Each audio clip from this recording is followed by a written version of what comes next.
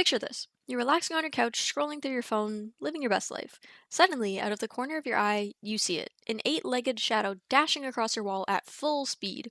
You get up to see where it went, and it's gone. Your heart rate skyrockets, and you start contemplating burning your whole house down.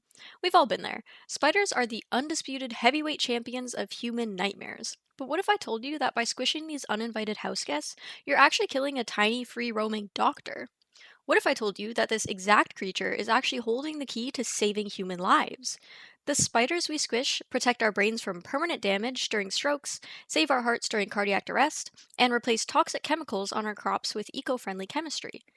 Today, I hope to put your arachnophobia on pause to look past the extra legs and creepy crawly stereotypes to talk about how the world's most feared spiders are actually saving our lives. First up, let's get our terms right and talk about where spiders came from really quick.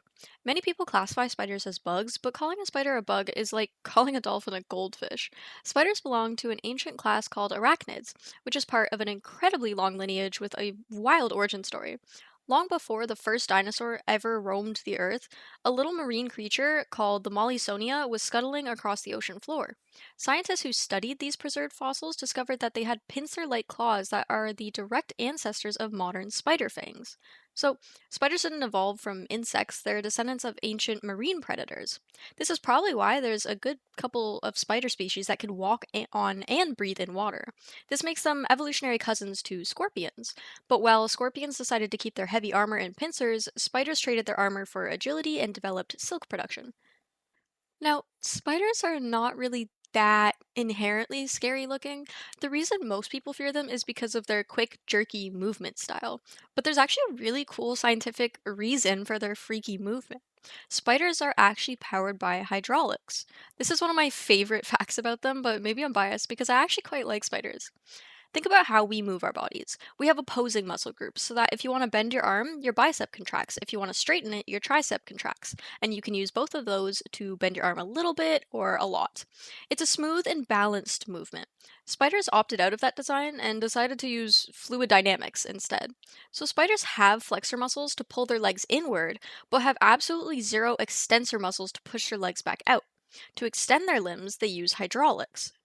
The front section of their body pressurizes. So if a spider wants to sprint, it compresses the entire midsection in a fraction of a second, which spikes their internal fluid pressure, forcing a blood-like liquid called hemolymph to rush down into its legs, snapping them straight. By rapidly spiking and dropping their body pressure in fractions of seconds, they can skitter with amazing speed. So, in summary, they push fluid into their legs to straighten them and pull fluid out to bend them, exactly like how hydraulics work. Which is why they don't have any muscle in their legs. But the vulnerability of this design is that if their body gets punctured, they lose pressure and are unable to use their legs. This is why dead spiders always have their legs curled up.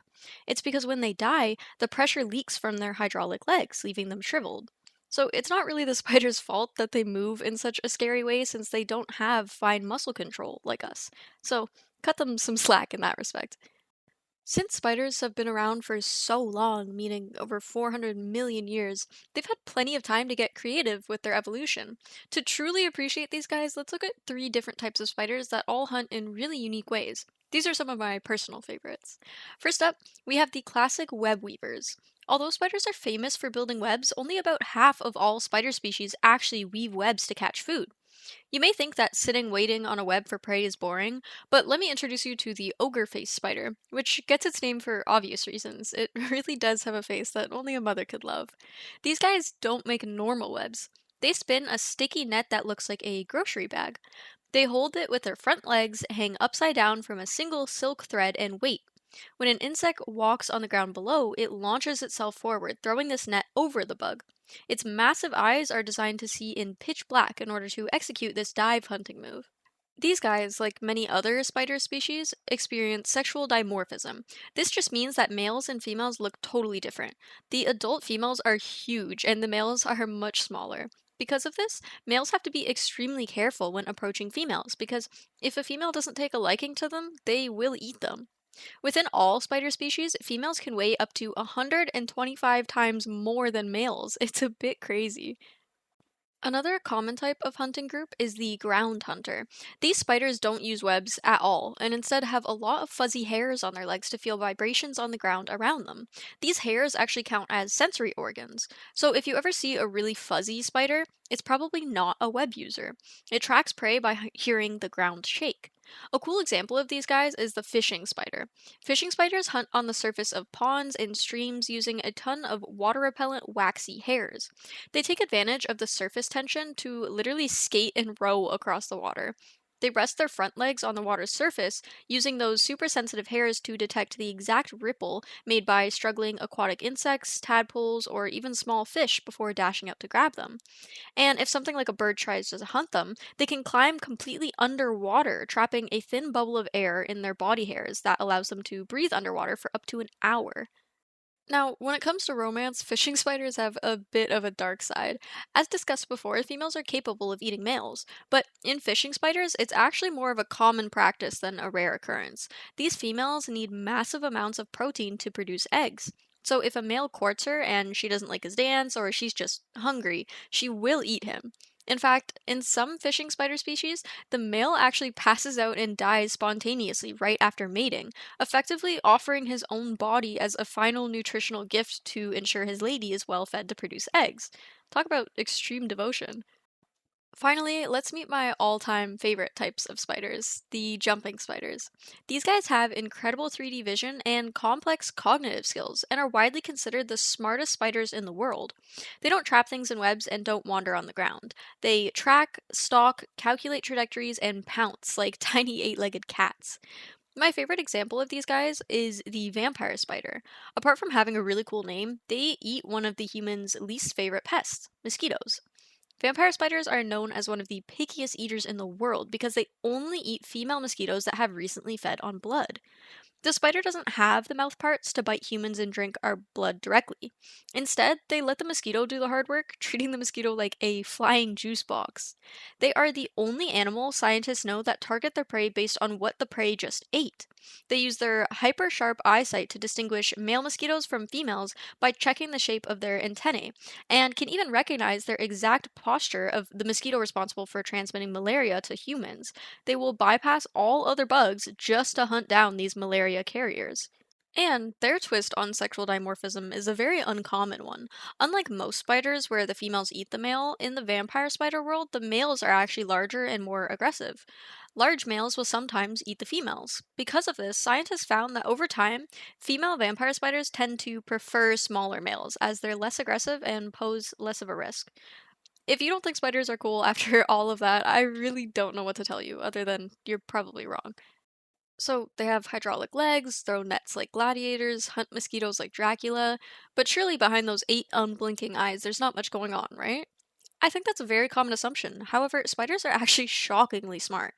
The undisputed genius of the spider world is the Portia jumping spider, and overall, all jumping spiders are very smart. But the Portia jumping spider is the chess grandmaster of nature. In labs, scientists set up complex mazes where the spiders had to look at its prey, look away, take a long winding detour where it completely loses sight of its food, and navigate obstacles to get to it. And they solved it. They didn't just stumble into the right path, they sat there, scanned the area, and planned their route in advance, and even remembered the plan when they couldn't see their food anymore. That requires working memory that we used to think only mammals and birds possessed. But it gets even better. Spiders actually have individual personalities. Behavioral biologists tested spiders of the same species and found that some are naturally bold, aggressive risk takers, while others are cautious, shy introverts. The daredevil spiders are the ones who bolt out first to check out disturbances, while introvert spiders prefer to chill in the back, and these traits stay consistent throughout their whole lives. They're so smart that they can also recognize humans. Now, it's a bit of a myth that they recognize faces because they have no facial recognition software in them, unlike humans. However, remember those vibration sensors on their legs? They basically remember the vibration signature of your movements. They know the weight of your footsteps, the rhythm of your movements, and will notice if you don't try to squish them. So they won't remember your face per se, but they will recognize your movements. Now, all those unique species are cool, but what about the common house spider? Before you grab a sandal to throw at them, let me try to convince you why keeping them around is the smartest thing you can do for your home. Spiders are the ultimate unpaid 24/7 pest control service. They're actively hunting and killing bugs that you actually don't want in your house, like disease carrying flies, roaches, clothes moths, and earwigs. And believe it or not, your house spiders are highly attentive to your daily schedule. As discussed before, spiders have those sensory organs that let them detect micro vibrations, such as those of your footsteps and daily movements. Over time, they map out your daily schedule, learning when you're active around the house. They then tuck themselves away when you're active and hunt down pests of your house during the quietest hours, so they actively try to stay out of your way. Very thoughtful if you really think about it. So, really, they are biological vacuums that respect your personal space. If you see a spider out in the open during the day, it usually means they've made a miscalculation, you changed your routine, or they just got to your house. So, give them a break. They're just trying to take the night shift for you. I would say that a big reason people fear spiders is their venom. We think of it as a deadly toxin, but to modern medical science, spider venom is a treasure chest of miracles. Spider venom is incredibly complex because it's had so many years of evolution to perfect it. Its unique proteins and peptides have evolved to target very specific pathways in nervous systems with surgical precision. And right now, that precision is being used to save human lives. When a human has a stroke, blood flow to the brain is cut off. Without oxygen to the brain, a channel in the brain called ASIC1A is activated, acting like a self destruct trigger, killing your brain cells. Every minute that a stroke goes untreated, you lose 2 million neurons. The venom of the Guri Island funnel web spider contains a peptide called HI1A, which does something super cool. It acts like a plug in that channel, stopping brain cell death in its tracks.